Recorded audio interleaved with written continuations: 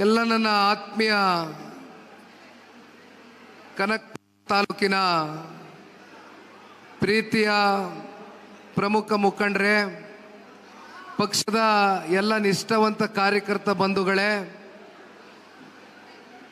ಇಂದಿನ ಎರಡನೇ ಹಂತ ಈ ಒಂದು ಮಧ್ಯಾಹ್ನದ ವೇಳೆ ಈ ಒಂದು ಪಕ್ಷದ ಸಂಘಟನೆಯ ಕುರಿತು ಸಭೆಯನ್ನು ತಮ್ಮೆಲ್ಲರ ಒಂದು ಸಹಕಾರದಿಂದ ಇವತ್ತು ಆಯೋಜನೆಯನ್ನು ಏನು ಮಾಡ್ಕೊಂಡಿದ್ದೀರಿ. ನಾನು ಮಧ್ಯಾಹ್ನ 2 ಗಂಟೆ 3 ಗಂಟೆಗೆ ಸಮಯವನ್ನು ಕೊಟ್ಟಿದ್ದೆ. ಆದರೆ ಬೆಳಗ್ಗೆ ರಾಮನಗರದಲ್ಲಿ ಸಂಘ ದೊಡ್ಡೆಯಿಂದ ದೊಡ್ಡ ಮಟ್ಟದಲ್ಲಿ ಪಕ್ಷದ ಮುಖಂಡರು, ಕಾರ್ಯಕರ್ತರುಗಳು, ಯುವಕರು, ಹಿರಿಯಕರು ಹಾಗೂ ಬಹುತೇಕ ನಮ್ಮ ತಾಲೂಕಿನ ಹೆಣ್ಮಕ್ಳುಗಳೆಲ್ಲ ತಲೆ ಮೇಲೆ ಕಳಶ ಹೊತ್ಕೊಂಡು ನಮ್ಮನ್ನು ಒಂದು ರೀತಿ ರ್ಯಾಲಿ ಮೂಲಕ ಮೆರವಣಿಗೆಯಲ್ಲಿ ತಗೊಂಡು ಬಂದಿದ್ದು. ಸ್ವಲ್ಪ ಬರಲಿಕ್ಕೆ ತಡ ಆಯಿತು. ಅಲ್ಲೇ ಒಂದು 2.5 ಗಂಟೆ ನಮಗೆ ಸಮಯ ಹೊರಟೋಯ್ತು. ಮಾತಾಡಲಿಕ್ಕೂ ಕೂಡ ಒಂದು ಗಂಟೆಯಲ್ಲಿ ಮುಗಿಸಿ ನಾವು ಯಾರು ಕೂಡ ಊಟ ಮಾಡಿಲ್ಲ. ನೇರವಾಗಿ ಇಲ್ಲಿ ನಿಮ್ಮ ಯಾರಿಗೂ ಕೂಡ ಕಷ್ಟಪಟ್ಟು ಇವತ್ತು ಈ ಕಾರ್ಯಕ್ರಮವನ್ನು ಆಯೋಜನೆ ಮಾಡ್ಕೊಂಡಿದ್ದೀರಿ. ಹಾಗಾಗಿ ಕಾರ್ಯಕ್ರಮ ಯಶಸ್ವಿಯಾಗಿ ನೆರವೇರಬೇಕು. ಎಲ್ಲೂ ಕೂಡ ನಮ್ಮ ಕಡೆಯಿಂದ ನಾವು ತಡವಾಗಿ ಬಂದಿದ್ದರಿಂದ ವಿಘ್ನಗಳಾಗಬಾರ್ದು ಅಂತಕ್ಕಂಥ ನಿಟ್ಟಿನಲ್ಲಿ ಇವತ್ತು ಊಟನೂ ಬಿಟ್ಟು ನಾವು ನಮ್ಮ ಮಂಜಣ್ಣವರು ಇಬ್ಬರು ಸೀದಾ ಗಾಡೀಲಿ ಕೂತ್ಕೊಂಡು ಹೊರಟು ಬಂದಿದ್ದೇವೆ. ಇವತ್ತು ವಿಶೇಷವಾಗಿ ರಾಮನಗರ ಜಿಲ್ಲೆಯ ನಮ್ಮ ಕನಕಪುರ ತಾಲೂಕಿನ ಎಲ್ಲ ಪ್ರಮುಖ ಮುಖಂಡರು ಕೇವಲ 2 ದಿನಗಳಲ್ಲಿ 2 ದಿನದ ಹಿಂದೆ ನಮ್ಮ ಕನಕಪುರ ತಾಲೂಕಿನ ಅಧ್ಯಕ್ಷರಾಗಿರ್ತಕ್ಕಂಥ ನಾಗರಾಜಣ್ಣವರು, ಚಿಕ್ಕಪ್ಪ ಅಂತ ನಾವೇನು ಭಾಳ ಪ್ರೀತಿಯಿಂದ ನೀವೆಲ್ಲರೂ ಅವ್ರಿಗೆ ಕರೀತೀರಿ, ಅವ್ರಿಗೆ ನಾನು ಫೋನ್ ಮಾಡಿ ಮನವಿಯನ್ನು ಮಾಡಿದೆ. ಇವತ್ತು ನನಗೆ ಕೊಪ್ಪಳ ಮತ್ತು ವಿಜಯನಗರದಲ್ಲಿ ಇವತ್ತು ಈ ಪಕ್ಷ ಸಂಘಟನೆಯ ಈ ಸಭೆ ಇತ್ತು. ಆದರೆ ಕೊನೆಯ ಹಂತದಲ್ಲಿ ನಮ್ಮ ಅಭ್ಯರ್ಥಿಗಳು ಇಲ್ಲ, ಇವತ್ತು ಅಮಾವಾಸ್ಯೆ ಇದೆ, ಒಳ್ಳೆ ದಿನ ಬರ್ತಾ ಇದ್ದೀರಿ, ಯಾವ ಕಾರಣಕ್ಕೂ ಇವತ್ತು ಒಂದು ದಿನ ನಮಗೆ ಬಿಟ್ಬಿಡಿ, ನಾಳೆ ನೀವು ರಾಯಚೂರ್ದೇನಿದೆ ನೀವು ಮುಗಿಸ್ಕೊಳ್ಳಿ, ಇನ್ನೊಂದು ದಿನ ಬಂದೋಗಿ ಅಂತ ಹೇಳಿದ್ರು. ಆಗ ನಾನು ಕೂತ್ಕೊಂಡು ಯೋಚನೆ ಮಾಡಿದೆ. ತುಮಕೂರು ಜಿಲ್ಲೆಯಲ್ಲಿ ಪ್ರವಾಸ ಕೈಗೆತ್ಕೊಂಡು 8 ಕ್ಷೇತ್ರಗಳಲ್ಲಿ ಯಶಸ್ವಿಯಾಗಿ ಪ್ರವಾಸವನ್ನು ಮುಗಿಸಿದ್ವಿ.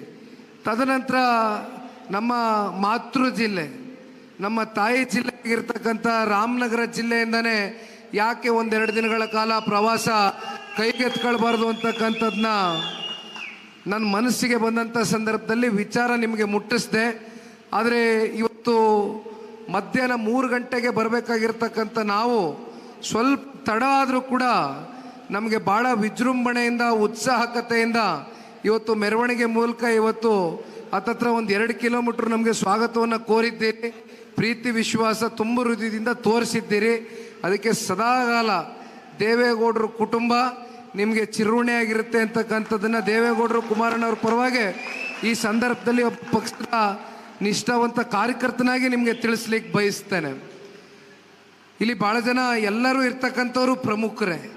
ಯಾಕೆಂದರೆ ಮಂಜಣ್ಣವರು ನಾವು ಇಲ್ಲಿ ಕೂತ್ಕೊಂಡಾಗ ಬರ್ಬೇಕಾದ್ರೆ ಒಂದು ವಿಚಾರ ಎತ್ತಿದ್ರು. ಅವರು ಮಾತಾಡ್ಬೇಕಾದ್ರೆ ಹೇಳ್ತಾ ಇದ್ರು, ಇಲ್ಲಣ್ಣ ಇವತ್ತು ಕಾಂಗ್ರೆಸ್ಗೆ ಹೋಗಿರ್ತಕ್ಕಂಥವ್ರು ಬಹುತೇಕರು 2ನೇ ಹಂತದ ಮುಖಂಡರುಗಳು, ಕಾರ್ಯಕರ್ತರು ಅಂತೇನು ಗುರುತಿಸ್ಕೊಂಡಿದ್ದಾರೆ, ಇವರೆಲ್ಲ ಜನತಾದಳದ ಔಟ್ಪುಟ್ಗಳೇ, ಪ್ರಾಡಕ್ಟ್ಗಳೇ, ದೇವೇಗೌಡರು ಸಾಹೇಬರು ಸೃಷ್ಟಿ ಮಾಡಿದಂಥವ್ರೆ ಮುಖಂಡರುಗಳು ಇವತ್ತು ಕಾಂಗ್ರೆಸ್ಗೆ ಹೋಗಿದ್ದಾರೆ ಅಂತಕ್ಕಂಥದ್ದನ್ನ ಹೇಳ್ತಾ ಇದ್ರು. ಇಲ್ಲಿ ಲೋಕೇಶ್ ಅಣ್ಣವರೇ ತಾವು ಎಲ್ಲರೂ ಲೋಕೇಶ್ ಅಣ್ಣ ಎಲ್ಲೋದ್ರು, ಕೌನ್ಸಿಲರು ಇಲ್ಲೇ ಲೋಕೇಶ್ ಅಣ್ಣವರು ಮಾತಾಡಬೇಕಾದ್ರೆ ಭಾಳ ರೋಷವೇಷದಿಂದ ಮಾತನಾಡಿದ್ರಿ. ನಾನು ಒಪ್ಕೊಳ್ತೇನೆ. ಯಾಕೆಂದರೆ ನಿಮಗೆ ಪ್ರತಿನಿತ್ಯ ಇಲ್ಲಿ ಆಗ್ತಾ ಇರ್ತಕ್ಕಂಥ, ನೀವು ಎದುರು ನೋಡ್ತಾ ಇರ್ತಕ್ಕಂಥ ಸಮಸ್ಯೆಗಳು, ಪ್ರತಿನಿತ್ಯ ನೀವು ಅನುಭವಿಸ್ತಾ ಇರ್ತಕ್ಕಂಥ ಕಷ್ಟ, ನೋವು, ಇವೆಲ್ಲವನ್ನ ಇವತ್ತು ಪಕ್ಷದ ಕಾರ್ಯಕರ್ತರುಗಳ ಭಾವನೆನ ಇವತ್ತು ನೀವು ಹೊರಗಾಕಿದ್ದೀರಿ. ಒಂದು ನಾನು ಈ ಸಂದರ್ಭದಲ್ಲಿ ತಿಳಿಸ್ಲಿಕ್ಕೆ ಬಯಸ್ತೇನೆ, ರಾಜಕೀಯದ ವೇದಿಕೆಗಳು ಮುಂಬರ್ತಕ್ಕಂಥ ದಿನಗಳಲ್ಲಿ ಜಿಲ್ಲಾ ಪಂಚಾಯತಿ, ತಾಲೂಕ್ ಪಂಚಾಯತಿ ಚುನಾವಣೆ ಬಂದಾಗ ನಾನು ಚರ್ಚೆ ಮಾಡ್ತಾನೆ. ರಾಜ್ಯ ಸರ್ಕಾರದ ವೈಫಲ್ಯತೆಗಳು, ಭ್ರಷ್ಟಾಚಾರ, ದುರಾಡಳಿತ ಎಲ್ಲವೂ ಇದೆ, ವಿಷಯಾಧಾರಿತವಾಗಿ ಚರ್ಚೆ ಮಾಡೋಣ. ಆದರೆ ಇಲ್ಲಿ ನಾನು ಇವತ್ತು ಪ್ರಮುಖವಾಗಿ ಬಂದಿರತಕ್ಕಂಥದ್ದು ಪಕ್ಷವನ್ನು ಸಂಘಟನೆ ಮಾಡಬೇಕು. ರಾಜ್ಯದಲ್ಲಿ 58 ದಿನಗಳ ಕಾಲ ನಿರಂತರವಾಗಿ ಮಧ್ಯದಲ್ಲಿ ಒಂದೊಂದು ದಿನ ಅದು ಬಿಡುವೆ. ಯಾಕೆ ಅಂದರೆ ಮತ್ತು ಬೇರೆ ಜಿಲ್ಲೆಯವ್ರನ್ನ ಕರೆದು ಸಮಯ ನಿಗದಿ ಮಾಡ್ತಕ್ಕಂಥದ್ದಕ್ಕೆ ಒಂದೊಂದು ದಿನ ಬಿಡುವಿಟ್ಕೊಂಡಿದ್ದೀವಿ. ಬಿಟ್ಟರೆ ನಿರಂತರವಾಗಿ ಆಗಸ್ಟ್ 15ನೇ ತಾರೀಕುವರೆಗೂ ಮತ್ತು ನಾಳೆ ಬೆಳಗ್ಗೆ 4 ಗಂಟೆಗೆ ರಾಯಚೂರಿಗೆ ಹೋಗ್ತಾ ಇದ್ದೇನೆ. ಅಲ್ಲಿ ಸಿನ್ನೂರು ಮಾನವಿಗೆ ಹೋಗಿ ಸನ್ಮಾನ್ಯ ದೇವೇಗೌಡರು ಸಾಹೇಬರು ದೇವದುರ್ಗಕ್ಕೆ ಬರ್ತಾ ಇದ್ದಾರೆ. ಅವರ ಒಂದು ಪುತ್ಥಳಿಯನ್ನು ನಿರ್ಮಾಣ ಮಾಡ್ಕೊಂಡಿದ್ದಾರೆ. ಭಾಳ ವಿಶೇಷತೆ, ಅದನ್ನು ಅವ್ರ ಮೂಲಕನೇ ಉದ್ಘಾಟನೆ ಮಾಡಬೇಕು ಅಂತಕ್ಕಂಥದ್ದು ದೇವದುರ್ಗ ತಾಲೂಕಿನ ಕಾರ್ಯಕರ್ತರು ಬಯಸ್ತಾ ಇದ್ದಾರೆ. ಹಾಗಾಗಿ ದೇವೇಗೌಡರು ಸಾಹೇಬರು ಕೂಡ ನಾಡಿದ್ದು ಈ ಪ್ರವಾಸದಲ್ಲಿ ಒಂದು 2-3 ಗಂಟೆ ನಮ್ಮ ಜೊತೆಲಿ ಬಂದು ಹೋಗ್ತಾರೆ. ಆದರೆ ಇವತ್ತು ಕನಕಪುರದಲ್ಲಿ ಏನು ಲೋಕೇಶ್ ಅಣ್ಣವರು ಕೆಲವೊಂದಷ್ಟು ವಿಚಾರಗಳನ್ನ ಭಾಳ ನೋವಿನಿಂದ ಹೇಳಿದರು. ಇಲ್ಲಿ ಕನಕಪುರದಲ್ಲಿ ನಮ್ಗೆ ಯಾರೂ ಕೂಡ ಇವತ್ತು ಗಂಡಿಲ್ಲ, ಯಾರು ಕೂಡ ಇವತ್ತು ಇವೆಲ್ಲವನ್ನ ಮೆಟ್ ನಿಲ್ತಕ್ಕಂಥದ್ದಕ್ಕೆ ನಮಗೆ ಮೇಟಿ ಇಲ್ಲ ಅಂತಕ್ಕಂಥದ್ರ ಬಗ್ಗೆ ನೀವೆಲ್ಲ ಮನಸ್ಸಿನಲ್ಲಿ ದಯವಿಟ್ಟು ಅದನ್ನು ಇವತ್ತಿನಿಂದ ತೆಗೆದಾಕಿ ನಾನು ಮುಂಬರ್ತಕ್ಕಂಥ ವಿಧಾನಸಭೆಯ ಸಾರ್ವತ್ರಿಕ ಚುನಾವಣೆ ಬಗ್ಗೆ ಇವತ್ತು ಮಾತಾಡೋದಿಲ್ಲ. ನನ್ನ ಕಣ್ಮುಂದೆ ಇರ್ತಕ್ಕಂಥದ್ದು ಮೊದಲು ಡಿಸೆಂಬರ್ ತಿಂಗಳಲ್ಲಿ ನಡೀತಾ ಇರ್ತಕ್ಕಂಥ, ನಾವು ಎದುರು ನೋಡ್ತಾ ಇರ್ತಕ್ಕಂಥ ಗ್ರಾಮ ಪಂಚಾಯಿತಿ ಚುನಾವಣೆಗಳಲ್ಲಿ ವಿಶೇಷವಾಗಿ ಇವತ್ತು ನಾನೊಂದು ಮಾತನ್ನ ಕೊಡ್ತಾ ಇದ್ದೇನೆ. ಯಾವ ಕಾರಣಕ್ಕೂ ನಿಮ್ಮ ಕೈನ ಬಿಡ್ತಕ್ಕಂಥ ಪ್ರಶ್ನೆ ಇಲ್ಲ. ಜಿಲ್ಲೆಯಲ್ಲಿ ನಾವು ಪಲಾಯನವಾದ ಮಾಡಿ ಮತ್ತಿನ್ನೆಲ್ಲ ಓಡೋಗ್ತಕ್ಕಂಥ ಪ್ರಶ್ನೆ ಇಲ್ಲ. ಜಿಲ್ಲೆಯ ಜನತೆ ಸದಾಕಾಲ ನಮಗೆ ರಾಜಕೀಯವಾಗಿ ಬೆಳೆಸಿದ್ದೀರಿ, ಹರಿಸಿದ್ದೀರಿ, ಗುರುತಿಸಿದ್ದೀರಿ, ಅತ್ಯಂತ ಉನ್ನತವಾದಂಥ ಸ್ಥಾನದಲ್ಲಿ ಕೂರಿಸಿದ್ದೀರಿ. ದೇವೇಗೌಡರು ಸಾಹೇಬ್ರನ್ನ ನೀವು ಸಾತ್ನೂರಿನಲ್ಲಿ, ಆ ಹಿಂದೆ ಸಾತ್ನೂರು ಅಂತ ಏನಿತ್ತು, ಅದಾದಮೇಲೆ ಕ್ಷೇತ್ರ ಪುನರ್ವಿಂಗಡಣೆ ಆಗ್ತಾ ಗೊತ್ತಣ್ಣ 85ನೇ ಇಸ್ವಿನಲ್ಲಿ ದೇವೇಗೌಡರು ಸಾಹೇಬರು ಪ್ರಪ್ರಥಮವಾಗಿ ಹಾಸನದಿಂದ ಹೊಳೆನರಸೀಪುರ ಬಂದು ಇಲ್ಲಿ ನಿಂತಂಥ ಸಂದರ್ಭದಲ್ಲಿ ಅವ್ರನ್ನ ಗೌರವ ಕೊಟ್ಟು ಅವ್ರಿಗೆ ಒಂದು ಶಕ್ತಿಯನ್ನು ರಾಜಕೀಯವಾಗಿ ತುಂಬಿಸಿರ್ತಕ್ಕಂಥ ಜಿಲ್ಲೆ ತಾಲೂಕು ಅಂತಕ್ಕಂಥದ್ದಾದರೆ ಅದು ಕನಕಪುರ ತಾಲೂಕು ಅಂತಕ್ಕಂಥದ್ದನ್ನು ನಾವು ಎಂದೂ ಕೂಡ ಮರೀಲಿಕ್ಕೆ ಸಾಧ್ಯ ಇಲ್ಲ. ಹಾಗಾಗಿ ಇಲ್ಲಿ ತಾವೇನು ಪ್ರಮುಖ ಮುಖಂಡರುಗಳು, ಕಾರ್ಯಕರ್ತರುಗಳು ಇವತ್ತು ಇಲ್ಲಿ ನಿಂತಿದ್ದೀರಿ, ನಮಗೆ ಸ್ವಾಗತ ಕೋರಿದ್ದೀರಿ. ಒಂದು ಮಾತು ಈ ಪಕ್ಷದ ನಿಷ್ಠಾವಂತ ಕಾರ್ಯಕರ್ತನಾಗಿ ನಾನು ತಿಳಿಸ್ಲಿಕ್ಕೆ ಬಯಸ್ತೇನೆ. ಗ್ರಾಮ ಪಂಚಾಯಿತಿ ಮಟ್ಟದಲ್ಲಿ ಚುನಾವಣೆಗಳು ಇವತ್ತು ಒಂದು ರಾಜಕಾರಣದ ಬೇರನ್ನು ಸೃಷ್ಟಿ ಮಾಡ್ತಕ್ಕಂಥ ಚುನಾವಣೆಗಳು. ಹಾಗಾಗಿ ನೀವೆಲ್ಲ ಭಾಳ ಜನ ಇವತ್ತು ಆ ಚುನಾವಣೆಯಲ್ಲಿ ಸ್ಪರ್ಧೆ ಮಾಡಬೇಕು ಅಂತಕ್ಕಂಥ ಆಕಾಂಕ್ಷಿತರು ಭಾಳ ಜನ ಇರ್ತೀರಿ, ಇಲ್ಲ ಅಂತ ಏನಿಲ್ಲ. ನಾವು ಸ್ವಲ್ಪ ನಿಮ್ಮ ಜೊತೆಲಿ ನಿಂತು ಬೆನ್ನು ತಟ್ಟಿದ್ರೆ 100ಕ್ಕೆ 100 ನೀವೆಲ್ಲ ಮುಂದೆ ಬರ್ತೀರಿ ಅಂತಕ್ಕಂಥ ಆತ್ಮವಿಶ್ವಾಸ ನನ್ನಲ್ಲಿದೆ. ಹಾಗಾಗಿ ಆ ಬೆನ್ನು ತಡ್ತಕ್ಕಂಥ ಕೆಲಸ ನಿಮ್ಮ ಜೊತೆಯಲ್ಲಿ ಸದಾಕಾಲ ಮಾಡ್ತಾನೆ. ಗ್ರಾಮ ಪಂಚಾಯಿತಿ ಚುನಾವಣೆಯನ್ನು ಮೊದಲು ನಾವು ಮುಂದಿಟ್ಕೊಂಡು ಹೋಗೋಣ, ಭಾಳ ದೂರ ಹೋಗೋದು ಬೇಡ. ಇನ್ನು ವಿಧಾನಸಭಾ ಚುನಾವಣೆ 3 ವರ್ಷ ಇದೆ. ಇನ್ನು ಜಿಲ್ಲಾ ಪಂಚಾಯಿತಿ, ತಾಲೂಕ್ ಪಂಚಾಯಿತಿ, ಸರ್ಕಾರ ಜಿಲ್ಲಾ ಪಂಚಾಯಿತಿ, ತಾಲೂಕ್ ಪಂಚಾಯಿತಿ ಚುನಾವಣೆಯನ್ನು ನಡೆಸ್ತಕ್ಕಂಥದಕ್ಕೆ ಬಹುಶಃ ಅವರಿಗೆ ಒಳಗಡೆ ಕಳೆದ 2 ವರ್ಷದಿಂದ ಅವ್ರು ನೀಡಿರ್ತಕ್ಕಂಥ ಆಡಳಿತ ಯಾವ ರೀತಿ ಇವತ್ತು ಜನರು ಅವ್ರನ್ನ ತಿರಸ್ಕಾರ ಮಾಡ್ಬೋದು ಮುಂದಿನ ದಿನಗಳಲ್ಲಿ ಅಂತಕ್ಕಂಥ ಅವ್ರಿಗೆ ಒಳಗಡೆ ಆತಂಕ ಇದೆ. ಕೋರ್ಟು ಚೀಮಾರಿ ಹಾಕಿದೆ, ಚುನಾವಣೆ ಮಾಡಿ ಅಂತ ಇದೆ ಕೋರ್ಟು. ಆದರೂ ಕೂಡ ಸರ್ಕಾರ ಇವತ್ತು ZPTP ಚುನಾವಣೆ ಡೇಟನ್ನು ನಿಗದಿ ಮಾಡ್ತಕ್ಕಂಥದ್ದಕ್ಕೆ ಇನ್ನೂ ಕೂಡ ಮೀನಮೇಷ ಎಣಿಸ್ತಾ ಇದ್ದಾರೆ. ಅಂದರೆ ಬಹುಶಃ ಅವರಲ್ಲಿ ಏನೋ ಒಂದು ಆತ್ಮವಿಶ್ವಾಸದ ಒಂದು ಕೊರತೆ ಎದ್ದು ಕಾಣ್ತಾ ಇದೆ ಅಂತಕ್ಕಂಥದ್ದು ಇದು ಭಾಳ ಸ್ಪಷ್ಟವಾಗಿ ಕಾಣ್ತದೆ. ಆದರೆ ಗ್ರಾಮ ಪಂಚಾಯಿತಿ ಚುನಾವಣೆ ನಡೀಲೇಬೇಕು. ಅದು ಪಕ್ಷದ ಚಿಹ್ನೆನಲ್ಲಿ ಅಧಿಕೃತವಾಗಿ ನಡೀದೆ ಹೋದರೂ ಕೂಡ ಅಧಿಕೃತವಾಗಿ. ಆದರೆ ನಮ್ಮ ಪಕ್ಷದ ಬೆಂಬಲಿತ ಅಭ್ಯರ್ಥಿಗಳು ನೀವು ನಿಂತ್ಕೊಳ್ತೀರಿ. ನಾನೊಂದು ಮಾತನ್ನು ಹೇಳ್ತೀನಿ ಚಿಕ್ಕಪ್ಪ ಅವರಿಗೆ, ದಯಮಾಡಿ ಇಲ್ಲಿ ಎಲ್ಲರೂ ಪ್ರಮುಖ ಮುಖಂಡರುಗಳಿದ್ದೀರಿ, ಒಂದು ತಂಡ ಮಾಡ್ಕೊಳ್ಳಿ. ಎಲ್ಲ ಹೋಬಳಿಗಳಿಗೂ ಹೋಗಿ, ಪಂಚಾಯಿತಿಗಳಿಗೆ ಹೋಗಿ, ಹಳ್ಳಿಗಳಿಗೆ ಹೋಗಿ, ಬೂತ್ ಲೆವೆಲ್ಗೆ ಹೋಗಿ ಒಂದು ಪಟ್ಟಿ ಮಾಡ್ಕೊಂಬನ್ನಿ. ನಾವೆಲ್ಲ ಸಾಮೂಹಿಕವಾಗಿ ಒಂದು ರೌಂಡು ಲೀಡರ್ಗಳು, ಕುಮಾರಣ್ಣವರು ಇರ್ತಾರೆ, ಮಂಜಣ್ಣವರು ಇರ್ತಾರೆ ಜೊತೆಯಲ್ಲಿ, ನಮ್ಮ ಜಿಲ್ಲಾಧ್ಯಕ್ಷರು ಮತ್ತು ನಿಕಟಪೂರ್ವ ಶಾಸಕರು, ಮಾಗಡಿ ತಾಲೂಕು ನನಗೆ ಬಲಗೈ ಬಂಟರಾಗಿ ಜಿಲ್ಲೆನಲ್ಲಿ ಇವತ್ತು ನನಗೊಂದು ಶಕ್ತಿಯನ್ನು ತುಂಬಿಸ್ತಾ ಇದ್ದಾರೆ ಪ್ರತಿ ಹಂತದಲ್ಲೂ. ಮಂಜಣ್ಣವ್ರ ಬಗ್ಗೆ ನಾನು ಹೇಳಬೇಕು ಅಂತಕ್ಕಂಥದ್ದಾದರೆ ಅವ್ರನ್ನೂ ನೀವು ನೋಡ್ಕೊಂಬಂದಿದ್ದೀರಿ, ನಾವೆಲ್ಲ ನಿಮ್ಮ ಜೊತೆನಲ್ಲಿದ್ದೀವಿ. ಸಾಮೂಹಿಕವಾಗಿ ಕೂತು ಕುಮಾರಣ್ಣನ ಜೊತೆ ನೀವು ತಗೋಬೇಕು ಅಂತಕ್ಕಂಥದ್ದು ನೀವುಗಳು ನಮಗೆ ಡೈರೆಕ್ಷನ್ಸ್ ಕೊಡ್ತಿರೋ ಆ ಡೈರೆಕ್ಷನ್ಸ್ ಮೇಲೆ ಕನಕಪುರ ತಾಲೂಕಿನಲ್ಲಿ ಪಕ್ಷ ಬೇರು ಮಟ್ಟದಿಂದ ಕಟ್ತಕ್ಕಂಥ ಪ್ರಾಮಾಣಿಕ ಕೆಲಸವನ್ನು ನಾವು ಮಾಡೋಣ. ಯಾವ ಕಾರಣಕ್ಕೂ ಇಟ್ಟಿರ್ತಕ್ಕಂಥ ಹೆಜ್ಜೆನ ವಾಪಸ್ಸು ಹಿಂತಗೊಳ್ತಕ್ಕಂಥ ಪ್ರಶ್ನೆ ಇಲ್ಲ. ಇದು ದೇವೇಗೌಡರ ಕುಟುಂಬ ಎಂದೂ ಕೂಡ ರಾಜಕೀಯವಾಗಿ ಸೋಲು ಏಳು ಬೀಳು ಎಲ್ಲವನ್ನ ನೋಡಿದ್ದೇವೆ. ನಾವು ಸೋತ್ವಿ ಅಂದ ಮಾತ್ರಕ್ಕೆ ಎದುರ್ಕೊಂಡು ಮನೆಯಲ್ಲಿ ಸೇರ್ಕೊಳ್ತಕ್ಕಂಥ ಜಾಯಮಾನ ನಂದಂತೂ ಅಲ್ಲ. ನಾನು ಬಹಳ ಸ್ಪಷ್ಟವಾಗಿ ಹೇಳ್ತೇನೆ. ಇದೇ 2019 ಲೋಕಸಭಾ ಚುನಾವಣೆಯಲ್ಲಿ ಆಗಿನ್ನೂ ನನಗೆ ವಯಸ್ಸು ಚಿಕ್ಕದು. ನಮ್ಮ ಪಕ್ಷದಲ್ಲಿ 7ಕ್ಕೆ 7 ಜನ ಶಾಸಕ ಮಿತ್ರರು ಗೆದ್ದಿದ್ರು. ಕುಮಾರಣ್ಣ ಅವರು ರಾಜ್ಯದ ಮುಖ್ಯಮಂತ್ರಿ ಆಗಿದ್ರು. ಪಾಪ ಇವತ್ತಿನ ಕಾಂಗ್ರೆಸ್ನ ಪಕ್ಷ ನಮ್ಮ ಜೊತೆ ಸಮ್ಮಿಶ್ರ ಸರ್ಕಾರದಲ್ಲಿದ್ದರು ಹೇಳ್ಕೊಳ್ಳೋದಕ್ಕೆ. ಆದರೆ ಅವತ್ತು ನನ್ನ ಸೋಲಿಗೆ ಕಾರಣ ಯಾರಾದರೂ ಅವತ್ತು ಕಾಂಗ್ರೆಸ್ ಜೊತೆಲಿದ್ದು ಬೆನ್ನಕ್ಕೆ ಚೂರಿ ಚುಚ್ಚಿದ್ರು. ಮತ್ತು ರಾಮನಗರಕ್ಕೆ ಬರ್ತೀನಿ. ರಾಮನಗರದಲ್ಲಿ ಒಂದು ಕಡೆ ಮಾಗಡಿ, ಒಂದು ಕಡೆ ಕುಣಿಗಲ್ಲು, ಇನ್ನು ಬಹುತೇಕ ಒಂದು 10-11 ಕ್ಷೇತ್ರಗಳು ರಾಮನಗರನು ಸೇರಿದಂತೆ ಎಂಥದ ರಾತ್ರಿ ಪಾಪ ಇಲ್ಲೊಬ್ರು ಮಹಾನ್ ಭಾವರು ಮಾಜಿ ಸಂಸದರಿದ್ರಲ್ಲ, ಮಹಾನ್ ಭಾವರು, ಅವರ ಬ್ರೇನ್ ಚೈಲ್ಡು, ಅವರ ಪಾಪ ಆ ಏನು ಚಾಣಾಕ್ಷತನದ ರಾಜಕಾರಣ ರಾತ್ರಿ ಜನಕ್ಕೆ, ಪಾಪ ಮುಗ್ಧ ಜನತೆಗೆ, ಕೆಲವೊಂದಷ್ಟು ಜನಕ್ಕೆ ಯಾಮಾರಿಸ್ತಕ್ಕಂಥಕ್ಕೋಸ್ಕರ ಅದೆಂಥದೋ ರೇಷನ್ ಕೊಡ್ತೀವಿ, 5,000 ಸಾವಿರ ರೂಪಾಯಿ ನಮಗೆ ಮತ ಹಾಕಿದ್ರೆ ಅಂತ ಸುಳ್ಳೇಳಿ ಮತ ಹಾಕ್ಸ್ಕೊಂಡ್ರಲ್ಲ. ನಾಚಿಕೆ ಆಗೋದಿಲ್ವ? ಕೊನೆಗೆ ಪಾಪ ಅದೇನು ಕಾರ್ಡ್ಗಳನ್ನ ತಗೊಂಡು ಇಟ್ಕೊಂಡಿದ್ರು, ಅವ್ರಿಗೆ 5,000 ರೂಪಾಯಿ ಕೊಟ್ಟದು ನಾನು ತಪ್ಪು ಅಂತ ಹೇಳೋದಿಲ್ಲ. ಕೆಲವೊಂದಷ್ಟು ಸಮಾಜಗಳು ಇವತ್ತಿಗೂ ಕೂಡ ನಮ್ಮ ರಾಜ್ಯ ಇಷ್ಟು ದೊಡ್ಡ ಮಟ್ಟದಲ್ಲಿ ಒಂದು ದೊಡ್ಡ ಸ್ಥಾನದಲ್ಲಿ ಇರ್ತಕ್ಕಂಥ ರಾಜ್ಯ ಭಾಳ ವೇಗ ಕಂಡಿದೆ. ಆದರೂ ಕೂಡ ಕೆಲವೊಂದಷ್ಟು ಸಮಾಜಗಳು, ಕೆಲವೊಂದು ವರ್ಗಗಳು ಇನ್ನೂ ಕೂಡ ಆರ್ಥಿಕವಾಗಿ, ಶೈಕ್ಷಣಿಕವಾಗಿ, ಸಾಮಾಜಿಕವಾಗಿ ಹಿಂದುಳಿದಿದ್ದಾರೆ. ಅವ್ರಿಗೆ 5,000 ರೂಪಾಯಿ ದೊಡ್ಡದನ್ಸಿದೆ ಅವತ್ತು. ನಾನು ತಪ್ಪಂತ ಹೇಳೋದಿಲ್ಲ. ನಾನು ಯಾವತ್ತೂ ಕೂಡ ಮತದಾರರ ಮೇಲೆ ದೂಷಣೆ ಮಾಡೋದೂ ಇಲ್ಲ. ಆದರೆ ಮತದಾರರನ್ನ ಓಲೈಸ್ಕೊಳ್ಳೋದಕ್ಕೋಸ್ಕರ ಈ ರೀತಿ ಚುನಾವಣೆ ಸಂದರ್ಭದಲ್ಲಿ ನೀವು ವಾಮಮಾರ್ಗವನ್ನು ಹಿಡಿತಕ್ಕಂಥದ್ದು, ಯಾಮಾರಿಸಿ ಇನ್ನೇನು ಬಿಡಪ್ಪ ಒಂದ್ಸಲಿ ಮತ ಹಾಕಿದ ಮೇಲೆ 5 ವರ್ಷ ಇನ್ನೇನು ನಮ್ಮನ್ನ ಯಾರನ್ನೂ ಅಳ್ಳಾಡ್ಸೋಕ್ಕಾಗೋದಿಲ್ಲ ಅಂತ ನಿಮ್ಮ ಈ ಉದ್ದಟತನದ ಮನಸ್ಥಿತಿಗೆ ಇವತ್ತು ಕನಕಪುರ ತಾಲೂಕಿನ ಜನತೆ 83,000 ಮತ JDS BJP ಅಭ್ಯರ್ಥಿಗಳಾದಂಥ ಡಾಕ್ಟರ್ ಮಂಜುನಾಥ್ ಅವ್ರಿಗೆ ಕೊಡುವ ಮೂಲಕ ಇವತ್ತು ಈ ಭಾಗದಲ್ಲಿ ಇರ್ತಕ್ಕಂಥ ಉಪಮುಖ್ಯಮಂತ್ರಿಗಳ ಪಾಪ ಇವತ್ತು ಡೈರಿ ಚುನಾವಣೆ, ಓಹೋ ಏನಪ್ಪ ಡೈರಿ ಚುನಾವಣೆ ನಡೆದಿದ್ದ ರೀತಿ ಏನ್ರಿ ನಡೆದಿದ್ದು ಚುನಾವಣೆ. ಕುಮಾರಣ್ಣವರು ಈ ರಾಜ್ಯದಲ್ಲಿ, ನಮ್ಮ ಜಿಲ್ಲೆನಲ್ಲಿ ಎಷ್ಟು ವರ್ಷ ಆಡಳಿತ ಮಾಡಿದ್ರು? ಒಂದಿನ ಆದರೂ ಅವರೇನಾದರೂ ಅವರ ಆಡಳಿತದಲ್ಲಿ ಮಧ್ಯದಲ್ಲಿ ಹಸ್ತಕ್ಷೇಪ ಮಾಡ್ತಕ್ಕಂಥದ್ದು, ಮಧ್ಯದಲ್ಲಿ ಇಲ್ಲಪ್ಪ ಡೈರಿ ಚುನಾವಣೆ ನಾವು ಸೋತೋಗ್ತಾನೆ ನಮ್ಮ ಅಭ್ಯರ್ಥಿ ಅಂತ ಪಾಪ ಹುಡುಕಿ ಆ ಚನ್ನಪಟ್ಟಣದಲ್ಲಿ ಆ ಜೈಮುತ್ತು ಗೆದ್ದು ಆಯ್ತಾನೆ, 3ನೇ ಬಾರಿ ನಿರ್ದೇಶಕ ಆಯ್ತಾನೆ ಅಂತ 17 ಸೊಸೈಟಿಗಳನ್ನ ನಮ್ಮ ಜೊತೆನಲ್ಲಿ ಇರ್ತಕ್ಕಂಥವ್ರನ್ನ ಬೇಕು ಅಂತ ಹುಡುಕಿ ಸೂಪರ್ ಸೀಡ್ ಮಾಡಿದ್ರು. ಜೈಮುತ್ತುನ ಡಿಸ್ಕ್ವಾಲಿಫಿಕೇಶನ್ನೇ ಮಾಡಿಬಿಡ್ಬೇಕು ಚುನಾವಣೆ ನಿಲ್ಲದೆ ಇರಂಗೆ ಅಂತ. ಪಾಪ ಅವನೊಂದು ಕಡೆ ಚುನಾವಣೆ ಮಾಡಬೇಕಾ, ಇನ್ನೊಂದು ಕಡೆ ಕೋರ್ಟ್ ಕಚೇರಿನ ಹೋಗ್ಬೇಕು. ಈ ರೀತಿ ಯಾವತ್ತಾದರೂ ಕುಮಾರಣ್ಣ ಅವ್ರು ಮಾಡ್ಕೊಂಬಂದವ್ರ? ಆದರೆ ಒಂದು ಮಾತನ್ನ ಇವತ್ತು ಕನಕಪುರ ತಾಲೂಕಿನಲ್ಲಿ ನಾನು ಹೇಳಲಿಕ್ಕೆ ಬಯಸ್ತೇನೆ.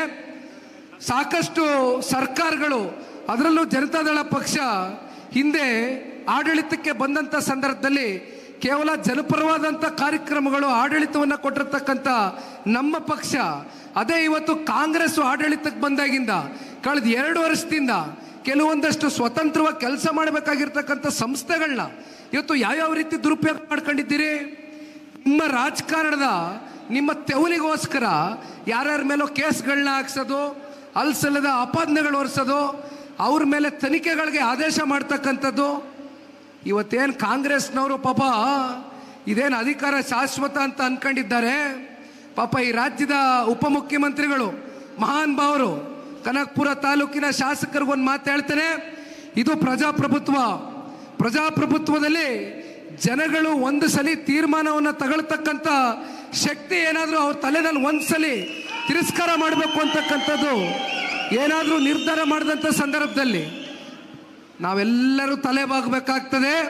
ಈ ರಾಜ್ಯದ ಉಪಮುಖ್ಯಮಂತ್ರಿಗಳೇ, ನಮಗಿವತ್ತು ತೋರಿಸ್ಕಟ್ಟಿದ್ದೀರಿ ಯಾವ ರೀತಿ ದ್ವೇಷದ ರಾಜಕಾರಣ ಮಾಡಬೇಕು, ಯಾವ ರೀತಿ ಒಬ್ಬರನ್ನ ರಾಜಕೀಯವಾಗಿ ಬಲಿಪಶು ಮಾಡಬೇಕು. ಅಂದರೆ ಕೆಲವೊಂದಷ್ಟು ಸ್ವತಂತ್ರವಾಗಿ ಕೆಲಸ ಮಾಡಬೇಕಾಗಿರ್ತಕ್ಕಂಥ ಸಂಸ್ಥೆಗಳನ್ನ ಮುಂದಿಟ್ಕೊಂಡು ಇವತ್ತು ಎಂಕ್ವೈರಿಗಳನ್ನ ಮಾಡಿಸ್ತಕ್ಕಂಥದ್ದು.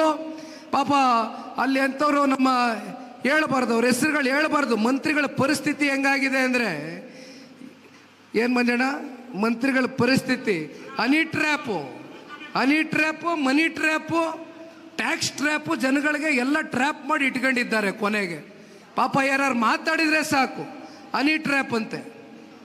ಪಾಪ ಹೇಳ್ತಾರೆ ರಾಜ್ಯದ ಉಪಮುಖ್ಯಮಂತ್ರಿಗಳು, ನೀವು ಹಲೋ ಅಂದರೆ ಹಲೋ ಅಂತಾರೆ.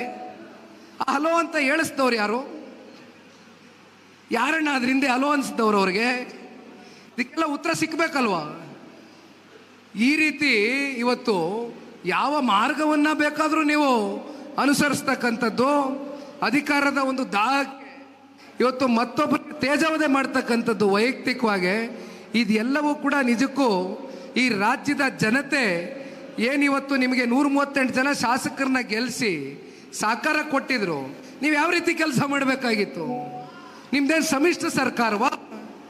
ನೀವೇನು ಸಮ್ಮಿಶ್ರ ಸರ್ಕಾರದಲ್ಲಿ ಪಾಪ ಕುಮಾರಣ್ಣ ಕೊಟ್ಟರಲ್ಲ, ನೀವು ಬಂದು ಕುಮಾರಣ್ಣ ಮನೆ ಬಾಗ್ಲಿಗೆ ಬಂದು 14 ತಿಂಗಳು ಪಾಪ ಸರ್ಕಾರ ಮಾಡ್ತೀವಿ ಅಂತ ಮೈ ಮೇಲೆ ಬಿದ್ದು ಬಂದು ಎಲ್ಲ ನಿಮ್ಮ ಕೇಂದ್ರದ ನಾಯಕರುಗಳು ಬಂದು ಪಾಪ ದೇವೇಗೌಡರು ಮನೆ ಹತ್ರ ಕಾಯ್ಕೊಂಡು ಕೂತಿದ್ರಲ್ಲ ಸ್ವಾಮಿ.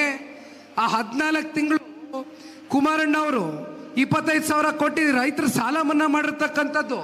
ಆದರೆ ಎಂದೂ ಕೂಡ ಇವತ್ತು ಏನು 3 ಜನ ಶಾಸಕರು ಮಂತ್ರಿಗಳು ಇವತ್ತು ಶಾಸಕರುಗಳು ಸ್ವಪಕ್ಷೀಯರು ಮಾತನಾಡ್ತಾ ಇದ್ದಾರೆ. ಒಂದು ಚರಂಡಿ ಕೆಲಸ ಮಾಡ್ಸೋಕ್ಕಾಗಲ್ಲ, ಒಂದು ರಸ್ತೆ ಕೆಲಸ ಮಾಡ್ಸೋಕ್ಕಾಗೋದಿಲ್ಲ, ಶಾಲೆ ಕಟ್ಟಡಗಳೇನಾದ್ರು ನೀರು ಸೋರ್ತಾ ಇದ್ರೆ ಸರಿಪಡಿಸ್ತಕ್ಕಂಥದ್ದಕ್ಕೆ ಅನುದಾನ ಇಲ್ಲ. ಈ ಮಟ್ಟಕ್ಕೆ ಇವತ್ತು ಕಾಂಗ್ರೆಸ್ನ ಸ್ವಪಕ್ಷದ ಶಾಸಕರು ಮಾತನಾಡ್ತಾ ಇದ್ದಾರೆ. ಇದು ಎಂದಾದರೂ ಕೂಡ ಕುಮಾರಣ್ಣ ಅವರ ಆಡಳಿತದಲ್ಲಿ 25,000 ಕೊಟ್ಟು ನಾನು ಸಾಲ ಮನ್ನಾ ಮಾಡಿಬಿಟ್ಟೆ, ನನಗೆ ಅಭಿವೃದ್ಧಿಗೆ ದುಡ್ಡಿಲ್ಲ, ನನಗೆ ಹಣಕಾಸಿಲ್ಲ, ನಾನು ಈ ರಾಜ್ಯದ ಅಭಿವೃದ್ಧಿಗೆ ನನ್ನ ಕೈಲಿ ಏನು ಮಾಡೋಕ್ಕಾಗಲ್ಲ ಅಂತಕ್ಕಂಥದ್ದು ಕೈ ಕಟ್ಟೆ ಕಟ್ಕೊಂಡು ಕೂತಿದ್ರೆ ಅವತ್ತಾರ ಕುಮಾರಣ್ಣ ಅವರು? ಒಂದು ಮಾತು ಕುಮಾರಣ್ಣ ಅವ್ರ ಮನೆ ಹೇಳಿದ್ರು, ಇಲ್ಲಿ ಭಾಳ ಜನ ತಾಯಂದ್ರಗಳು ಬಂದಿದ್ದೀರಮ್ಮ, ಇವತ್ತು ಗೃಹಲಕ್ಷ್ಮಿ ಯೋಜನೆ ಅಂತ ಪಾಪ ಕಾಂಗ್ರೆಸ್ನ ಮಹಾನ್ ಭಾವರು ಅವರ ಪ್ರಣಾಳಿಕೆಯಲ್ಲಿ ಹೇಳ್ಕೊಂಡ್ರು. ಗೃಹಲಕ್ಷ್ಮಿ ಯೋಜನೆ ನಿಮಗೆ ಯಾವಾಗ ಬರುತ್ತೆ? ಯಾವುದಾದ್ರೂ ಚುನಾವಣೆ ಬರ್ತಾ ಇದೆ, MP ಚುನಾವಣೆ ಬಂದಾಗ, ಮುಂದೆ ಯಾವುದಾದ್ರು ZPTP ಚುನಾವಣೆ ಬಂದಾಗ, MLA ಚುನಾವಣೆ ಬಂದಾಗ ಗೃಹಲಕ್ಷ್ಮಿ ಯೋಜನೆ ನಿಮಗೆ ಬರ್ಬೋದೇನೋ, ನನಗೆ ಗೊತ್ತಿಲ್ಲ ಅದು ಎಷ್ಟರ ಮಟ್ಟಕ್ಕೆ ಇಲ್ಲಿವರೆಗೂ ಸಮರ್ಪಕವಾಗಿ ಬಳಕೆ ಆಗ್ತಾ ಇದೆ ಅಂತ. ಅದು ಏನು ಇಷ್ಟೆಲ್ಲ ಟ್ಯಾಕ್ಸ್ಗಳಾಕಿ ಉಸಿರಾಡೋ ಗಾಳಿಗೊಂದು ಟ್ಯಾಕ್ಸ್ ಇಲ್ಲ ಅಷ್ಟೇ, ಪ್ರತಿ ಹಂತದಲ್ಲೂ ತೆರಿಗೆ ಕಟ್ತಾ ಇದ್ದಾರೆ ಇವತ್ತು ರಾಜ್ಯದ ಜನತೆ. ಇಷ್ಟು ತೆರಿಗೆ ಕಟ್ಸ್ಕೊಳ್ತಕ್ಕಂಥದ್ದು ಏನಾದರೂ ಕುಮಾರಣ್ಣ ಈ ರಾಜ್ಯದ ಮುಖ್ಯಮಂತ್ರಿಗಳಾಗಿ ಆಡಳಿತ ಮಾಡಿದಂಥ ಸಂದರ್ಭದಲ್ಲಿ ಮಾಡಿದರೆ ಇವತ್ತು 2,000 ರೂಪಾಯಿ ಅಲ್ಲ 5,000 ರೂಪಾಯಿ ಕೊಡೋರು ಕುಮಾರಣ್ಣ ಅವರು ಪ್ರತಿ ತಿಂಗಳು ನಿಮ್ಮ ಖಾತೆಗಳಿಗೆ. ಹಾಗಾಗಿ ಇನ್ನೂ ಸಾಕಷ್ಟು ವಿಚಾರಗಳಿದೆಯಣ್ಣ. ಸಮಯ ಈಗಾಗಲೇ ಹತ್ತತ್ರ 6 ಗಂಟೆ ಆಗೋಯ್ತು, ಹಾಲು ಕರಿಯೋ ಸಮಯನೂ ಮುಗಿದೋಗದೆ.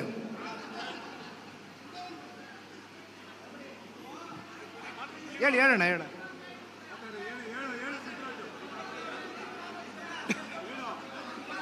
ದಯಮಾಡಿ ಅಣ್ಣ, ಕೊನೆಗೆ ಹೇಳ್ತೇನೆ, ಇವತ್ತು ಈ 58 ದಿನದ ನನ್ನ ರಾಜ್ಯ ಪ್ರವಾಸ ಏನಿದೆ ಇದು ಪಕ್ಷದ ಸಂಘಟನೆಯ ದೃಷ್ಟಿಯಿಂದ ಇನ್ನು 3 ವರ್ಷ ನಾವು ವಿಧಾನಸಭಾ ಚುನಾವಣೆಯನ್ನು ಎದುರಿಸ್ತಕ್ಕಂಥದ್ದಕ್ಕೆ ಸಮಯಾವಕಾಶ ಇದೆ. 3 ವರ್ಷ ಅಂದರೆ ನಮ್ಮ ಕಣ್ಮುಂದೆ ಇರತಕ್ಕಂಥದ್ದು 1000 ದಿನ ಅಷ್ಟೇ. ಒಂದೊಂದು ದಿನಾನೂ ನಾವಿವತ್ತು ಮನೆಯಲ್ಲಿ ಕೂತ್ಕೊಳ್ದಿರಾ, ಹೆಚ್ಚಾಗೆ ನಿದ್ರೆ ಊಟ ಅದೇನೇ ಇರಲಿ, ಇವತ್ತು ನಾವೆಲ್ಲ ಬದಿಗಿಟ್ಟು ಇವತ್ತು ಈ ಪಕ್ಷವನ್ನು ನೀವೆಲ್ಲರೂ ಕಟ್ಟು ಬೆಳೆಸಿದ್ದೀರಿ, ಕಷ್ಟ ಕಾಲದಲ್ಲಿ ನಮ್ಮನ್ನು ಉಳಿಸಿದ್ದೀರಿ. ಇವತ್ತು ನಮ್ಮದು ಒಂದು ನಿಮಗೆ ನಿಂತ್ಕೊಂಡು ನಿಮ್ಮ ಪರವಾಗಿ ನಿಮ್ಮನ್ನು ಉಳಿಸ್ತಕ್ಕಂಥದ್ದು, ನಿಮಗೆ ರಕ್ಷಣೆ ಕೊಡ್ತಕ್ಕಂಥದ್ದು ಇವತ್ತು ಪಕ್ಷದ ಕಡೆಯಿಂದ ಆಗಬೇಕು ಅಂತಕ್ಕಂಥ ಅಭಿಲಾಷೆಯಿಂದ ಇವತ್ತು ನಾನು ಬಂದಿದ್ದೇನೆ, ಬೇರೆ ಇನ್ನೇನಿಲ್ಲಣ್ಣ. ಆದರೆ ಭಾಳ ಸೊಗಸಾಗಿ ಭಾಳ ಚೆನ್ನಾಗಿ ಇವತ್ತು ಈ ಕಾರ್ಯಕ್ರಮವನ್ನು ನೆರವೇರಿಸ್ಕೊಟ್ಟಿದ್ದೀರಿ. ಇಲ್ಲಿ ಇರ್ತಕ್ಕಂಥ ಎಲ್ಲ ವೇದಿಕೆ ಮೇಲೆ ನಮ್ಮ ಪ್ರಮುಖ ಮುಖಂಡರುಗಳು ಭಾಳ ಕಷ್ಟ ಬಿದ್ದಿದ್ದೀರಿ, 2 ದಿನದಿಂದ ಭಾಳ ಕಷ್ಟ ಬಿದ್ದು. ಇಲ್ಲಿ ನಾಗಣ್ಣ ಹೇಳ್ತಾ ಇದ್ರು, ಅಣ್ಣ ನಮ್ಗೆ ಇವತ್ತು ಇಲ್ಲಿ ಯಾವ ಲೆವೆಲ್ಗೆ ಧಮ್ಕಿ ಅಂದರೆ ಚೌಲ್ಟ್ರಿ ಕೊಡ್ರಪ್ಪ, ಜನತಾದಳದವ್ರು ಒಂದು ಸಭೆ ಮಾಡ್ತೀವಿ ಅಂದರೆ ನಮಗೆ ಬೇಡಪ್ಪ, ನನ್ನನ್ನು ಯಾಕಪ್ಪ ಸಿಗಾಕ್ಸ್ತೀಯ, ನನ್ನನ್ನು ಯಾಕೆ ಟಾರ್ಗೆಟ್ ಮಾಡ್ತೀಯ, ಬೇಡ ಕಣಪ್ಪ ಎದ್ನಡಿ ಅಂತಕ್ಕಂಥ ಪರಿಸ್ಥಿತಿ ವಾತಾವರಣ ಇವತ್ತು ಕನಕಪುರ ತಾಲೂಕಿನಲ್ಲಿದೆ. ಇದ್ರ ಮಧ್ಯನೂ ಕೂಡ ನಾವು ಸವಾಲಾಗಿ ಸ್ವೀಕಾರ ಮಾಡಿ ಇವತ್ತು ಈ ಕಾರ್ಯಕ್ರಮವನ್ನು ನೀವು ಬರ್ತಾ ಇದ್ದೀರಿ ಅಂತ ಯಶಸ್ವಿಗೊಳಿಸೋಕೆ ಪ್ರಾಮಾಣಿಕವಾಗಿ ನಾವೆಲ್ಲರೂ ಮುಖಂಡರುಗಳು ಕೈ ಜೋಡಿಸಿದ್ದೀವಿ ಅಂತ ನಾಗಣ್ಣ ಅವ್ರು ಹೇಳ್ತಾ ಇದ್ರಣ್ಣ. ದಯಮಾಡಿ ಹೆದರೋದು ಬೇಡ. ನಾನು ಮತ್ತೆ ಹೇಳ್ತೀನಿ ಲೋಕಣ್ಣನಿಗೆ, ಮುಂದೆ ನಾನು MLA ಚುನಾವಣೆವರೆಗೂ ನಾನು ಇವತ್ತು ಚರ್ಚೆ ಮಾಡಲ್ಲ. ಇನ್ನು 3 ವರ್ಷಗಳ ಕಾಲ ನಾನು ಒಂದು ಕಡೆ ರಾಜ್ಯ ಪ್ರವಾಸ ಇರ್ಬೋದು, ಆದರೆ ವಿಶೇಷವಾಗಿ ನಮಗೆ ನಮ್ಮ ಜಿಲ್ಲೆಯ ಜನತೆ, ವಿಶೇಷವಾಗಿ ಕನಕಪುರ ತಾಲೂಕು ಸೇರಿದಂತೆ ನೀವೆಲ್ಲರೂ ನಮಗೆ ರಾಜಕೀಯವಾಗಿ ಬೆಳೆಸಿದ್ದೀರಿ, ನಮ್ಮನ್ನ ಗುರುತಿಸಿದ್ದೀರಿ. ಈಗ ನಾವು ನಿಮ್ಮ ಜೊತೆಯಲ್ಲಿ ನಿಂತ್ಕೊಳ್ತಕ್ಕಂಥ ಸಮಯ ಇದೆ, ನಿಮ್ಮ ಜೊತೆಯಲ್ಲಿ ನಿಲ್ತೇವೆ. ಯಾರು ಒಳಗಡೆ ಆತಂಕ ಪಡ್ತಕ್ಕಂಥದ್ದು ಬೇಡ. ನಿಖಿಲ್ ಕುಮಾರಸ್ವಾಮಿನೇ ಇಲ್ಲಿ ಮುಂದಾಳತ್ವವನ್ನು ವಹಿಸ್ತಾನೆ, ನೇತೃತ್ವವನ್ನು ವಹಿಸ್ತಾನೆ ಪಕ್ಷದ ಸಂಘಟನೆಗೆ ಅಂತಕ್ಕಂಥದ್ದನ್ನು ಭಾಳ ಸ್ಪಷ್ಟವಾಗಿ ಹೇಳ್ತೀನಿ. ಯಾರು ಕೂಡ ಅನುಮಾನ ಪಡಬೇಡಿ. ಎಲ್ಲ ಧೈರ್ಯವಾಗಿ ಇಟ್ಟಿರ್ತಕ್ಕಂಥ ಹೆಜ್ಜೆನ ಭಾಳ ವೇಗವಾಗಿ ಮುಂದಕ್ಕೆ ನುಗ್ಗೋಣ ಅಂತಕ್ಕಂಥದ್ದನ್ನ ಹೇಳ್ತಾ, ಮತ್ತೆ ನನಗೆ ಮಾತನಾಡೋದಕ್ಕೆ ಅವಕಾಶ ಮಾಡಿಕೊಟ್ಟಂಥ ಎಲ್ಲ ಪಕ್ಷದ ಮುಖಂಡರು, ಕಾರ್ಯಕರ್ತರಿಗೆ ನಾನು ವಂದಿಸಿ ನನ್ನ ಮಾತನ್ನ ಮುಗಿಸ್ತೇನೆ. ಧನ್ಯವಾದ. ಒಂದೇ ಒಂದು ಮನವಿ ಇದೆ. ಚಿತ್ರರಂಗದಲ್ಲಿ ನಿರ್ಮಾಪಕರಾಗಿ RS ಅಂತ ಅವ್ರನ್ನ ಭಾಳ ಪ್ರೀತಿಯಿಂದ ಭಾಳ ಜನ ಅವ್ರನ್ನ ಪ್ರೀತಿಸ್ತಕ್ಕಂಥ ಜನ ಏನು ಕರೀತಾರೆ, ಶ್ರೀನಿವಾಸರವರು, ಅವರು ಪಕ್ಷಕ್ಕೆ ಇವತ್ತು ಅಧಿಕೃತವಾಗಿ ಸೇರ್ಪಡೆ ಆಗಿದ್ದಾರೆ. ಪಕ್ಷದ ಎಲ್ಲ ಪ್ರಮುಖ ಮುಖಂಡರು, ಕಾರ್ಯಕರ್ತರ ಪರವಾಗಿ ಅವ್ರಿಗೆ ಅಭಿನಂದನೆಗಳನ್ನ ಕೋರ್ತಾ, ಪಕ್ಷದ ಸಂಘಟನೆಗೆ ಶ್ರೀನಿವಾಸ್ ಅವರು ಕೂಡ ಇವತ್ತು ದುಡಿತೇನೆ ಅಂತಕ್ಕಂಥದ್ದನ್ನ ಹೇಳುವ ಮೂಲಕ ಪಕ್ಷಕ್ಕೆ ಒಂದು ಶಕ್ತಿಯನ್ನು ತುಂಬಿಸ್ಕೊಟ್ಟಿದ್ದಾರೆ. ಧನ್ಯವಾದ ಅಣ್ಣ. ಭಗವಂತ ಒಳ್ಳೇದು ಮಾಡಲಿ. ನಿಮ್ಮ ಜೊತೆಲಿ ಪಕ್ಷ ಇರುತ್ತೆ. Thank you. ಕನಕಪುರದ ಕಣ್ಮಣಿ, ಕರುನಾಡ ಕುಲತಿಲಕ, ಹಾಸನಾಂಬೆಯ ವರಪುತ್ರ ಶ್ರೀ ನಿಖಿಲ್ ಕುಮಾರಸ್ವಾಮಿ ಅವರು ಭರವಸೆ ನಾಯಕ ಎಂದು ರೂಪಿಸಿರುವುದು ನಿಜವಾಗ್ಲೂ ನಮಗೆ ಸಂತಸದ ವಿಚಾರ. ಈ ಒಂದು ಕರುನಾಡಿನ ಜನತೆ ಸಂಸದನಾಗಿ ನೋಡಲು ಬಯಸಿದ್ರು. ಷಡ್ಯಂತ್ರವಾಗಿ